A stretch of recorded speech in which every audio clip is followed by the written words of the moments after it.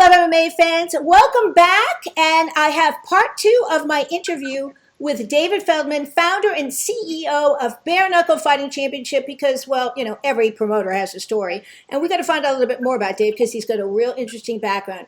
First off, Dave, how did you get involved? Your family is a boxing family or a fight family. Talk to me a little bit about that. Yeah, my family's a fight family. My dad was a professional boxer, very good, 21 victories, 2 defeats with 19 knockouts as a middleweight. He ended up going on to train 7 world champions. He was in the Hall of Fame for training boxers. I was a professional boxer. My brother was a professional boxer. We've been in the fight family our whole life. This is what I've been in. So, you know, I love it. I love the sport. I love everything we're doing. I love what we're doing and being innovative with something new right now. It's pretty awesome. But every time you turn around in my house, you got punched in the mouth. So I had no choice. Family business. So what did you fight at? What was your weight class? I fought at welterweight at first, and I took off for a couple of years, and then I fought at middleweight. So, but you boxed, Dave. How did you make the transition over into bare knuckle? I mean, you've got a boxing background, but were you also like involved in bare knuckle much earlier on?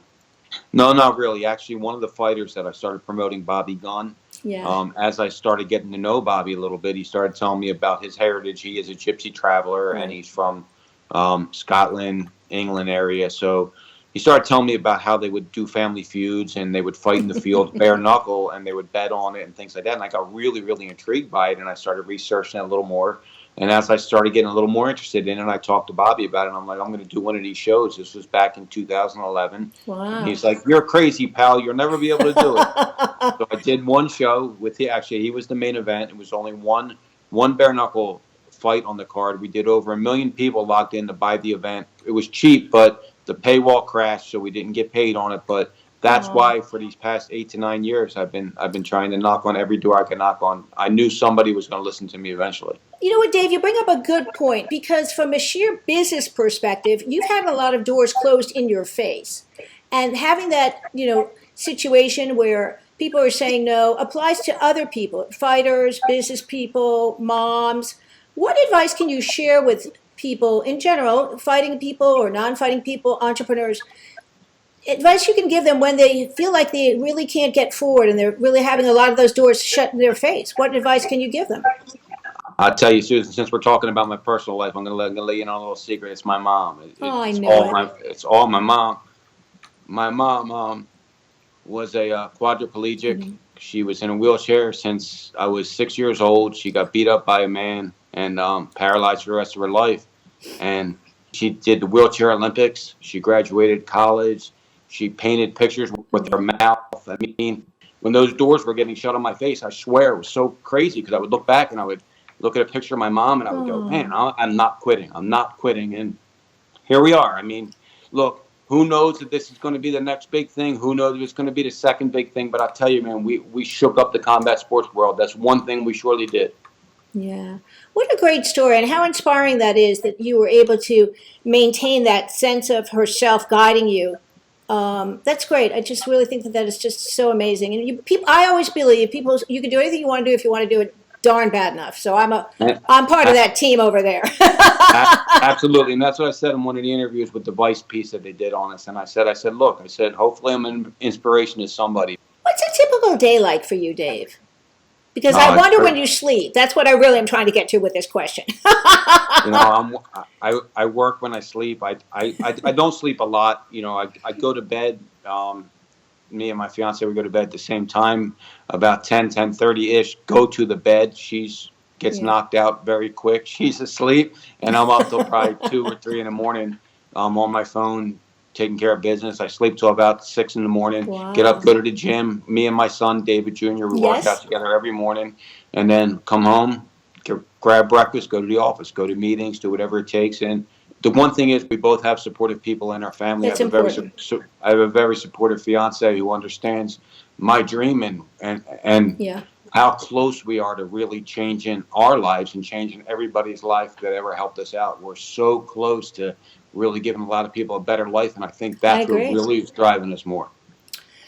But I wanted to also ask you then, you're sort of picking up where your dad left off, because I have seen a few photos and tweets, so now you've got the next generation of Feldman in. Talk to us a little bit about that, because you mentioned your son, but But I haven't heard a lot of people ask you exactly what he's doing. I'm sure you got him running around, but what exactly are you training him for? To take your place, to be a partner? You're going to continue this. I know you are. I bet you are. But if he wasn't on my team, I definitely would not be where I'm at. There's no way in the world, because he picks up so much slack. Like, I'm the go-getter guy. I'm the guy that makes the meetings happen and makes the phone calls and gets good connections and gets that stuff done. But if he wasn't there dotting the I's and crossing the T's, we would have fell already. So he's, I'm teaching him everything, and he's teaching me things as we go. And yeah, he is a partner in the company. I gave him a percentage of the company because wow, that's awesome. Yeah, I mean, he deserves it. So when this thing blows up, and he has something to fall back on too. So he's a great kid. He's a great man now. He just got married, so he's not a kid anymore. He just got married, and we're all building for our kids and for our grandkids and what comes next. And I really, Susan, talking just off of business talk, I think we're on to something here. What kind of a child were you? Because you mentioned you boxed, but what kind of a child were you when you were younger, younger? I had no choice but to be in boxing. I owned 2 different bars. I was in the bar restaurant business. I was an entrepreneur since I was, selling candy in middle school. And when I was 12 years old, I was always hustling. So I knew something was going to pop for me one of these days. And then I got into fighting. My brother was training for a fight. He got injured. And since I was always training, I said, hey, I'll fight, Dad. And he's like, you want to fight? I'm like, yeah. He's like, all right. So that's when my boxing career started off a whim. I promoted over 300 boxing and MMA matches. And now I'm just focused. You're just chilling is what you're saying? Because it doesn't sound like you're chilling too much to me. Come on. Every once in a while, I'm like, man, I had a dream. That means I was actually sleeping. But most of the time, I'm not sleeping. We're too close right now. We're too close to stop and to rest and to take to take some time off. We're right there. It's so what I said before is I can actually see it. Now I can taste it. Like it's right there. Oh, yeah, that's great. It's right there. So there's no slowing down. Good for you. You deserve it. It's been a long journey. So congratulations.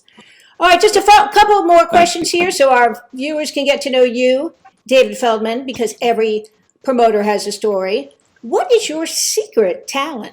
Someone says no. I took the no and said, how can I make that no into a yes? I have a goal and a focus, and I won't stop till I get there. I really, truly won't stop till I get there. And if I get to my ultimate goal, then, like I said, I change a lot of lives. Before we go today, Dave, is there anything else you want to share with our viewers? And please tell them how they can locate you on social media, sir. We're Bare Knuckle FC on Twitter, Instagram, and Facebook. Bare Knuckle FC. But if you're a combat sports fan, you will fall in love with Bare Knuckle Fighting Championship. And, the only thing else I want to say is I want to say thank you to you, Susan. Thanks. Thank you to all the supporters. No, really, because there's only a handful of people that have been with us since before we started. Right. Now we're rolling. Of course, everybody wants to interview and everybody wants to talk to us. But there's a couple of them out there, and you're one of them. Thank you. I appreciate saw what that. we were doing. No, and that's why, we got to make it a point to scratch everybody's back here that scratched our back. So just everybody, I just want everybody out there, keep an eye out for Bare Knuckle Fighting Championship. We are the next big thing in combat sports.